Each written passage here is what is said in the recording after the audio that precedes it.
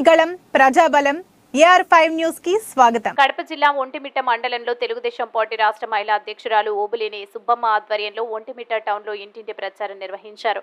రాజంపేట నియోజకవర్గం Telugu Desam party MLA అభ్యర్థి సుగువాసి సుబ్రహ్మణ్యం సోదరుడైన సిగువాసి శ్రీనివాసులు ఓబినేని సుబ్బమ్మ అన్నమాచార్య విద్యాసంస్థల అధినేత మోదుగుల పెంచలయ్య, మోదుగుల నరసింహులు, బాలమునయ్యలు ఇంటింటి ప్రచారం చేస్తూ సుగువాసి సుబ్రహ్మణ్యంను గెలిపించాలని కోరారు.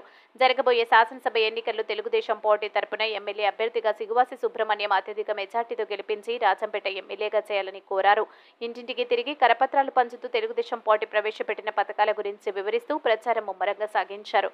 ఈ కార్యక్రమంలో మోదుగుల పెంచలయ్య, కొమర వెంకట నరసయ్య, మోదుగుల నరసింహులు, ఈశ్వరయ్య, మామిల ఈశ్వరయ్య, మాజీ మండల టీడీపీ నాయకుడు పామూరు సుబ్రహ్మణ్యం, మాజీ సర్పంచ్ శ్రీహరి, తెలుగుదేశం పార్టీ ముఖ్య నాయకులు, కార్యకర్తలు, ప్రజలు పెద్ద ఎత్తున పాల్గొన్నారు.